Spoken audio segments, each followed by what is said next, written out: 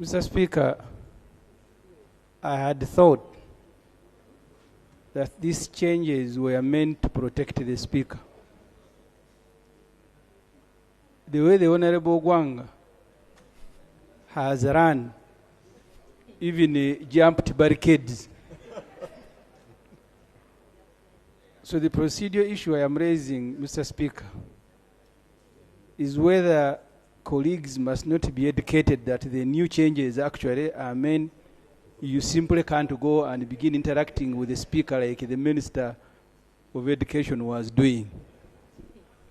Thank you. I can see you're very attentive, Honorable Ssemujju, watching closely. They were, of course, meant for wrong people, and Honorable Peter is not one of them.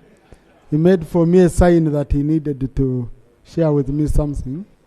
So when you need to come here, you need first make a sign, and then I judge you, I say. Because some of you look at me with threatening eyes, so that I'm able to know whether you're dangerous or not. Okay? Thank you. Like chances of allowing Honorable Ssemujju are very minimal when he wants to come here. Right, Honorable Speaker. I was actually worried that when the Honorable Akol kept standing, but I think he has left.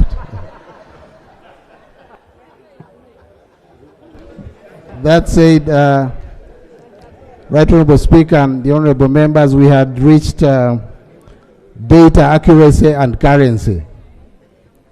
Over time, personal details such as physical appearance, addresses, and contact information may change, and expiry date encourages citizens to update their information periodically, ensuring that NERA maintains an accurate and up-to-date database. Wear and tear.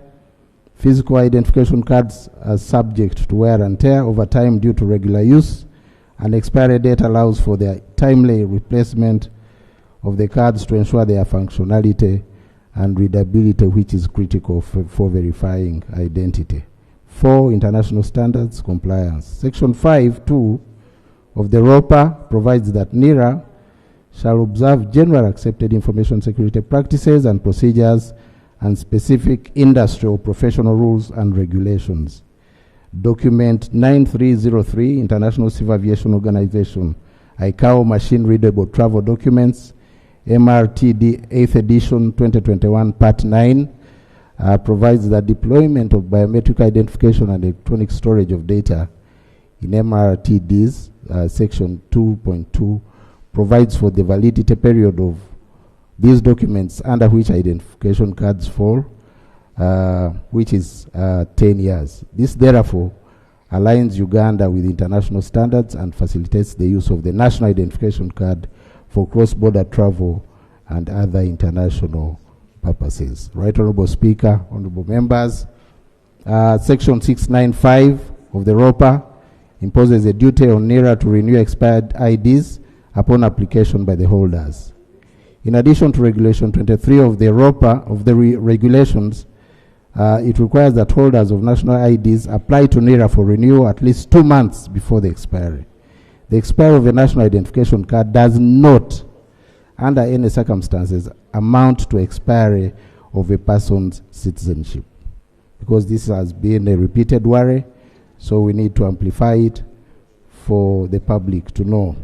Section 695 of the Registration of Persons Act makes this clear, and Section 682 affirms that an individual's national identification number is prima facie evidence of citizenship. The NIN is a lifetime number which remains valid until the demise of the holder of a card.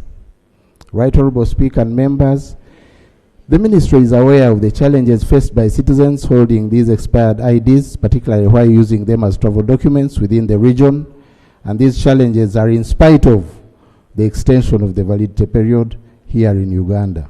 To address this challenge, the Ministry engaged with the Sister Ministry of East African Affairs and that of Foreign Affairs to signal the other EAC member states about this provisional time-bound measure.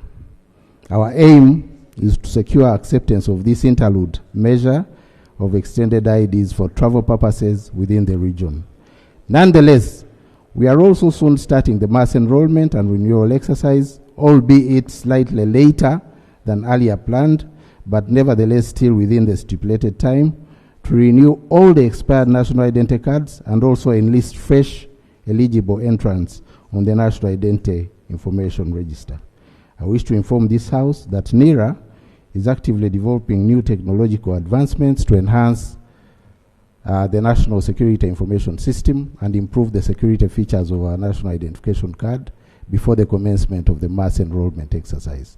The long-term plan, because this has been also a query by the public, is to introduce EIDs with no expiry, a measure that will save costs and reduce the inconvenience associated with mass physical card renewals.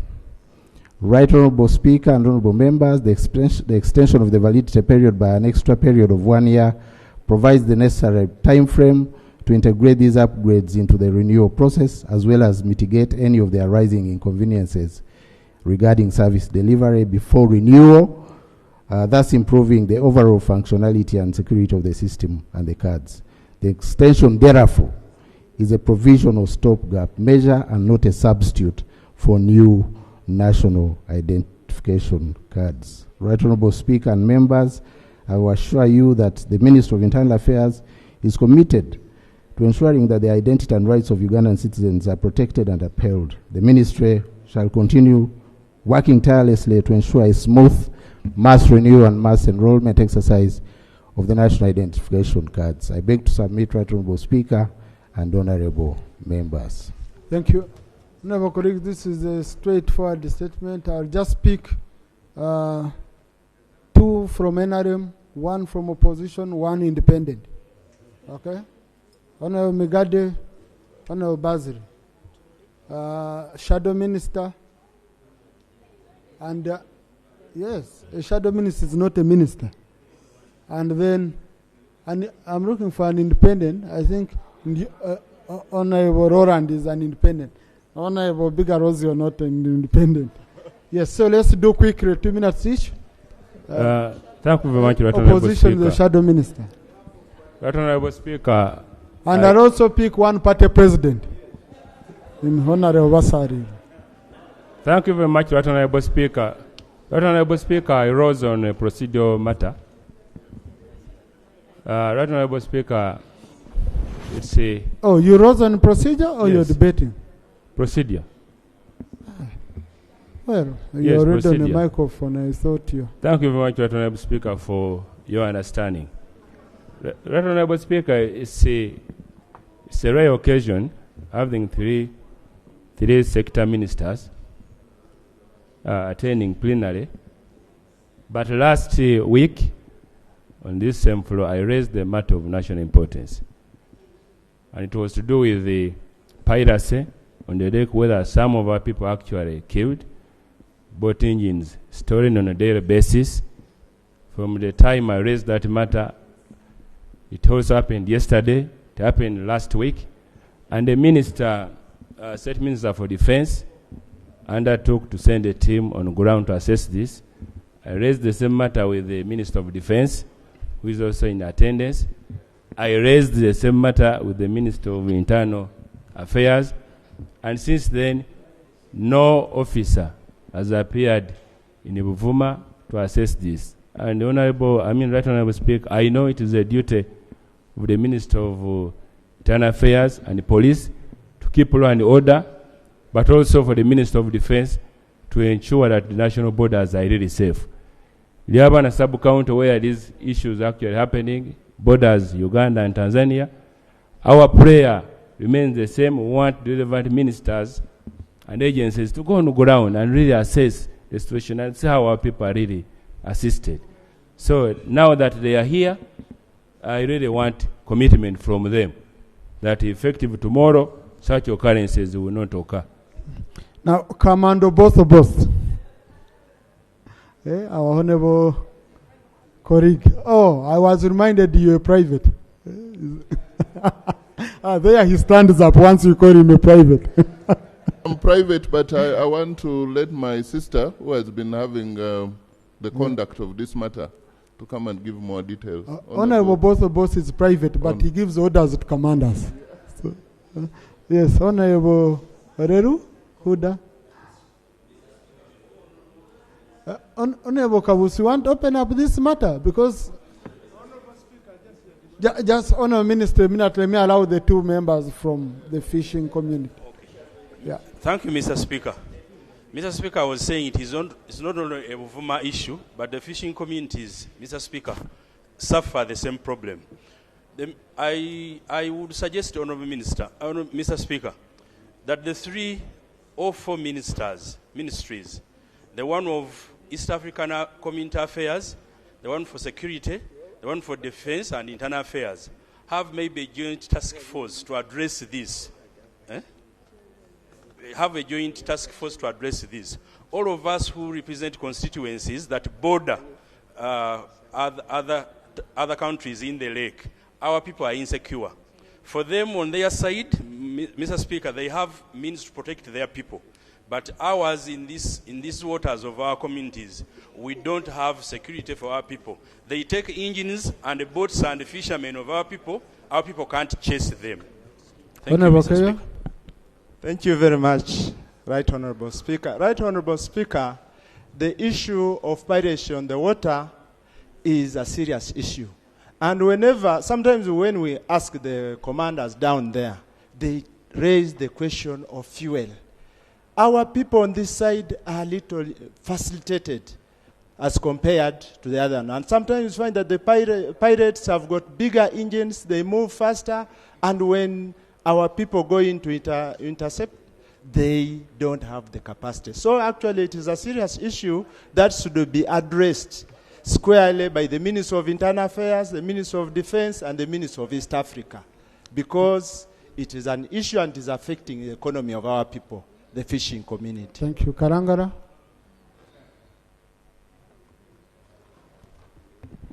Thank you so much, Mr. Speaker, for the opportunity.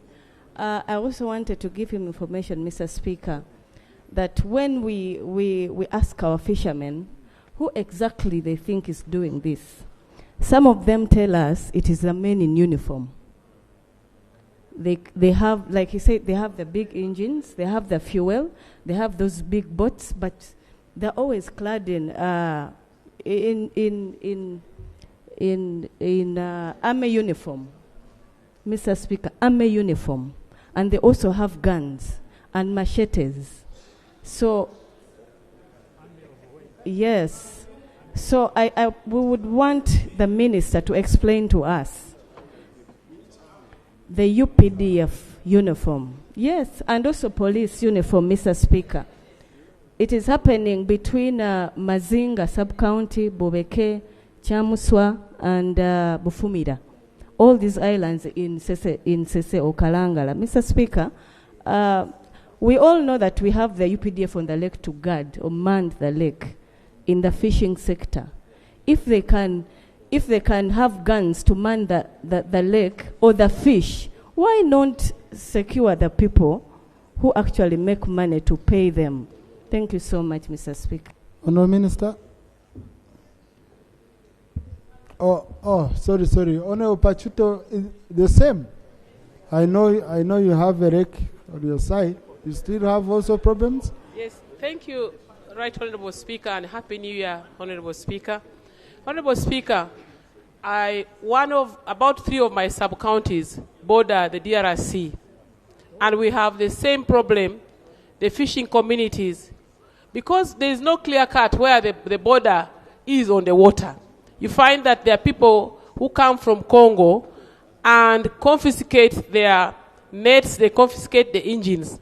But for me, in my case, it's not about the men in uniform. The people from Congo come and confiscate, and they charge them a lot of